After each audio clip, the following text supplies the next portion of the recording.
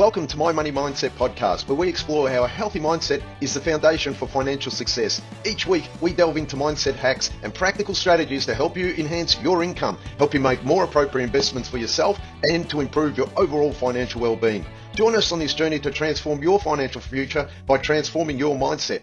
Please note that the information provided on this podcast is for general information purposes only and does not constitute as personal, financial, or health advice. It has been prepared without considering your individual objectives, financial situation, or life needs. Before making any financial or health decisions, you should consult with a qualified professional or financial advisor to ensure the information aligns with your specific circumstances. So let's begin and enjoy this journey as each episode teaches us on how to improve our overall mindset that overall improves our financial success.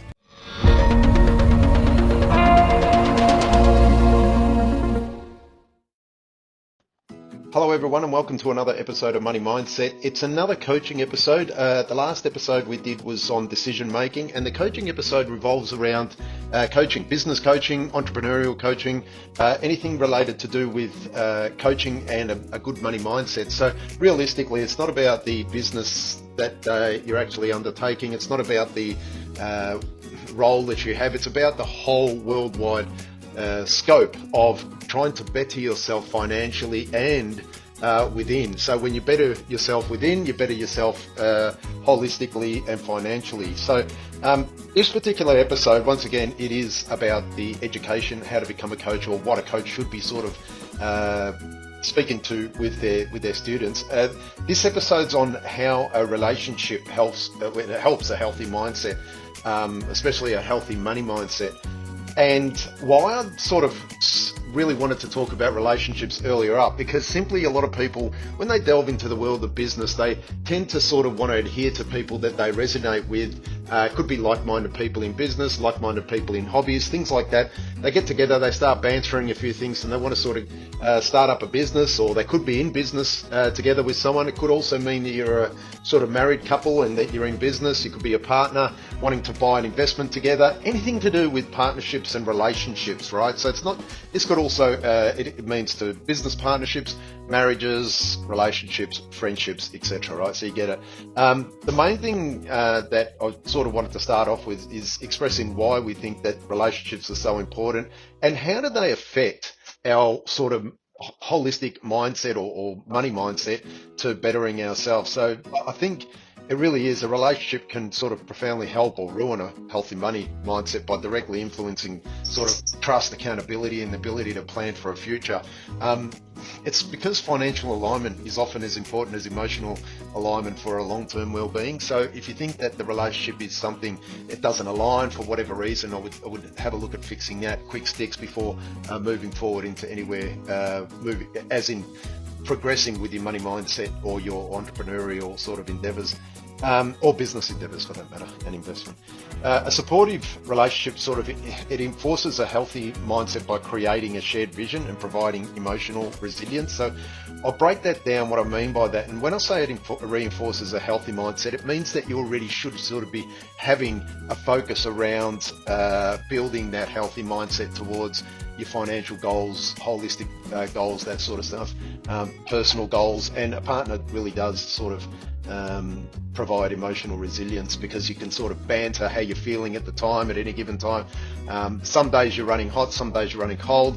You share that as you go, sort of thing. So let's create a shared vision, or let's explain it. And when we create a shared vision with a partner or partners, when you guys align on the goal, or your goals of what you're trying to do here, is it buying an investment, is it creating or building a business and, you know, going to the next chapter of a business, what you guys are doing, you're sort of helping each other see money as a tool for achieving your shared dreams. So in a partnership and a good relationship, you tick off what the goal is and you say, right, this is what it is. And when one of the partners is feeling up and the other one may be feeling down, or vice versa, or you're both feeling up or you're both feeling down, you can sort of banter this, and you've got a shared vision. So when you've got a shared vision, it's pretty much like taking the steering wheel of a car and going, hey, look, I'm really tired. Can you take the steering wheel, so to speak, and lead us for today to getting us closer to our shared dream type of thing.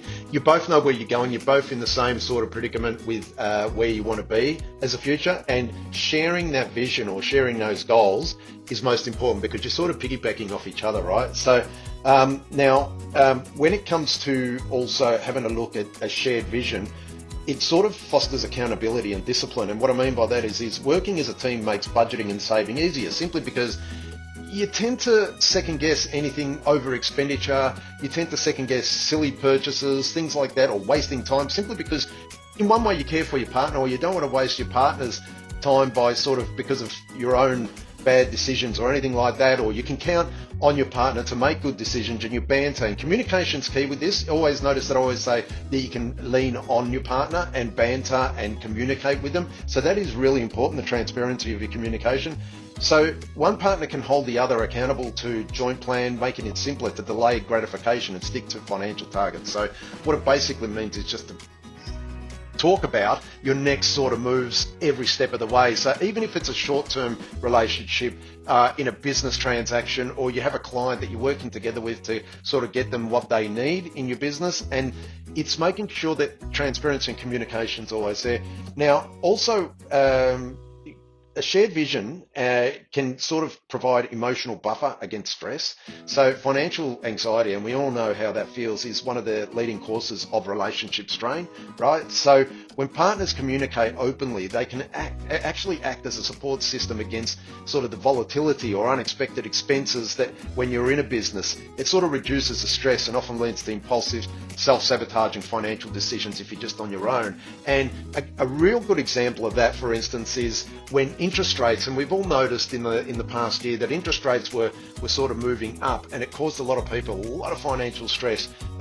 Now, if you had a partner, and let's say businesses were also feeling the stress of these interest rate hikes simply because people just didn't have the money to spend, so therefore productivity was down, spending was down, and overall the economic state was not as buoyant as what it should have been. And when financial interest rates are going up, it causes a lot of problem. And this unexpected rate hike back then was sort of causing a lot of people stress to the point where they'd sell their investment, or they'd close their business up, and that just creates a lot of problems there. When you've got a partner that's in the perfect alignment of where your goals are, and you sort of got a shared vision, this is where you guys have got to stick together and sort of communicate openly to sort of make sure, are you okay? As in, is your partner okay?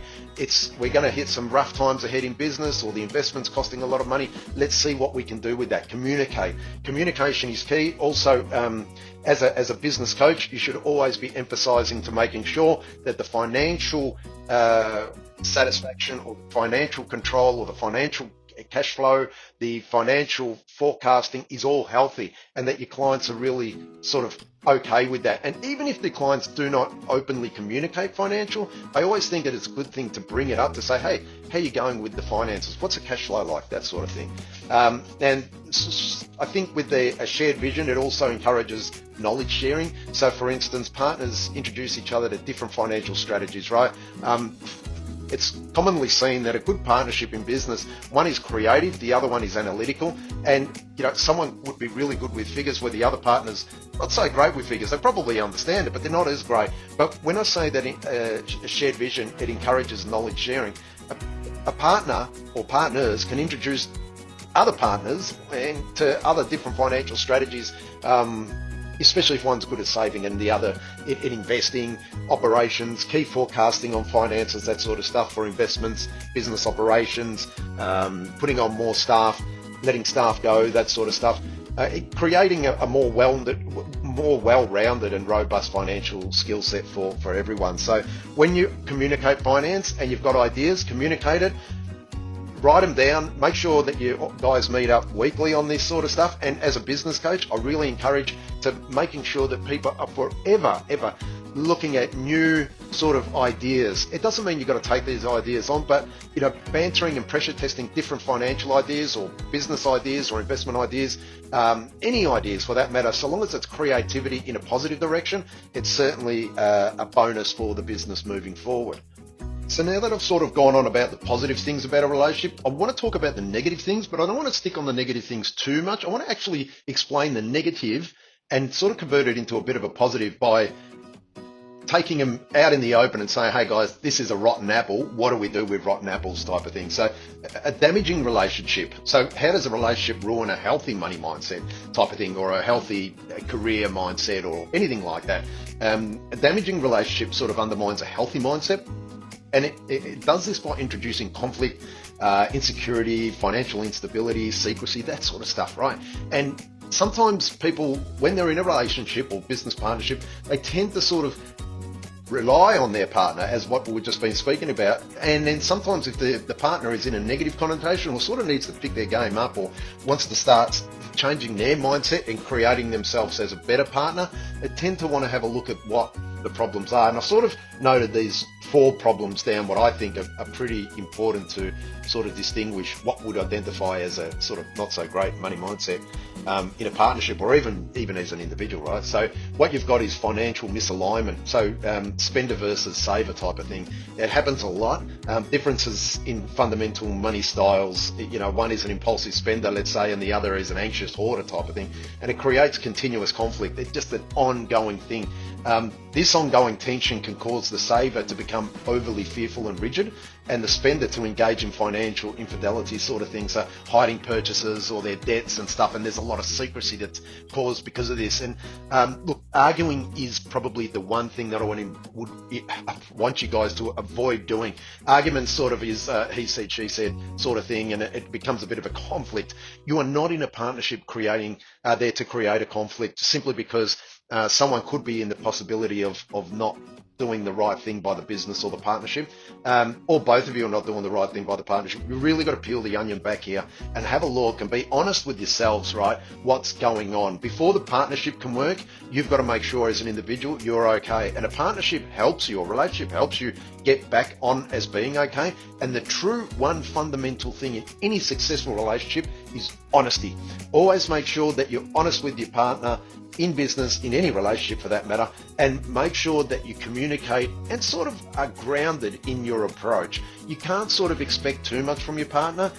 If you feel as though you're forever complaining or anything, listen to yourself, try to fix yourself in ways that, as a business coach, I think it's very encouraging to always make sure that when you're talking to clients as in a partnership in business or investment or anything like that, in a career, or you're working for your 2IC or whoever that may be, I'm talking high position roles here, I'm talking roles here that are just a simple operation, but it all comes down to open honesty and making sure that you communicate these problems, and emphasize once again, it's always about making sure that there's financial alignment and minimizing the differences in fundamental money styles, right? So one's an impulsive spender and the other one's an anxious hoarder, as I was saying. Make sure that one sort of spends, not just impulsive, communicates it, and the anxious hoarder sort of, says, hey, what should I do here? That sort of stuff. So the second point that I wanted to say was that how a relationship can ruin a healthy money mindset is that it sort of erodes trust through secrecy. So financial infidelity is sort of one of the worst things that can occur. And I see it quite often in businesses where things like hiding bank accounts, debt, large purchases, it sort of destroys the trust necessary for a healthy mindset. So if you're in a partnership and you start sort of thinking, hey, I'm going to do this, I'm going to start hiding, and you've got to understand that this will start to fundamentally erode your partnership trust. And trust is everything in a relationship. Do you trust yourself before you get into a relationship? Are you in a relationship or a partnership and you don't trust yourself? You better fix it. You better openly communicate that with your coaches. Emphasize once again, make sure there's no secrecy going on, because this is the fundamental beginning traits of a partnership or relationship going horribly wrong. The third thing is create power imbalances. What I mean by creating power imbalances, how that sort of destroys a healthy money mindset in any of the partners, is if one partner earns significantly more, they may unconsciously, or consciously for that matter, use money to control decisions, leaving the lower earning partner resentful or disengaged, right? This shifts the mindset from partnership to dependency. And I see this quite often when someone may have an idea, they need to have a shareholder jump on as a director or as a partner or whatever in a business or a company, and simply they feel as though they're slaves to the money, as in the person with the money becomes the master, the person with the lesser money becomes the slave type of thing. It's awful. Simply if the power imbalance is shifted. So the person with the money sort of makes all the decisions, feels as though they're the boss and there's no sort of leadway. I would avoid that like the plague. I know it gets the business up and going, and a lot of people say, well, at least it gets a business going, then I can get rid of the other partner or buy him out and so on and so forth. Yes, that can happen. But what we're actually talking about here is a sort of longevity of your healthy money mindset. You want to sort of hope that the relationship that you're building is all about trust, not just about the money. You want to enjoy this journey, guys. I really do believe, and the happier you are throughout your journey, even if you're not really making any money with your business or the investment isn't making a massive return or no return, you've got to sort of have a partnership or partners that are sort of encouraging in other fulfilling ways rather than just the money, right? So it's sort of something that I'm really encouraging. And even if it feels that, all relationships are in balance at certain times, you've got to make sure as coaches that the relationship or partnership is always in the optimizing the balance there, right? So, and the other last thing, it's sort of as in how does a relationship ruin a healthy money mindset would be it normalizes poor habits. So it sort of says, well, a partner with a negative money mindset, so let's say constant debt or avoiding financial conversations, that sort of thing, it sort of can normalize these unhealthy behaviors. So for me and Sweetie say, well, I'm used to her doing that. It's just a common thing around here. You begin to accept sort of poor habits as a normalized sort of day event. That's already the beginning of the end of, bad habits being introduced into the partnership. So as a coach, I really look out for things that have just been accepted in a business operation or as in a company or a career person that's actually working within a business, to make sure you identify sort of poor habits or habits that you can see are starting to go on a bit of a decline. Like I said, poor spending, sort of avoiding financial conversations, that sort of thing. You've got to remember that a business or the health of a business is all about cash flow. I keep harping on about finance, but in the end, your business isn't always about finance, and I get that. But if you keep encouraging yourself to understand that cash flow, as in for a business, the healthy part of a business, cash flow is like your blood flow. Blood flow and blood pressure is very important, and that too is your cash flow. So you've got to make sure as a coach or a business coach that the relationship or the partnership or whatever that may be, everyone is on top and everyone is taking out and doing what they are supposed to do, but they're actually quite open and honest and transparent about how and what they're doing and communicating it with other of the partners, right?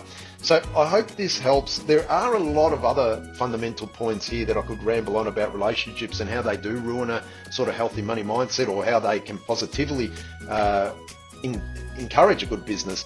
And it's to sort of make sure that all these differences are brought to the surface. As we all know, there's nothing better than being truthful about the communication, transparent about the communication, making sure that you pressure test any ideas. There's no such thing as a bad idea, I always say. Make sure that it's aligning to your goals, and make sure that, as I said in the beginning, your shared vision of why you guys got together in a business is actually all about, and it hasn't really changed. Yes, things shift and the business shifts, but your goals about why you actually entered into a partnership or investment or your career or anything are sort of still in alignment, and correct them. And as business coaches, those of you that are sort of looking after your clients, make sure that they're always in tune with what's going on. Keep a finger on the pulse, so to speak, and keep at it, guys. I hope this episode helped, and see you on the next one. Thanks, guys.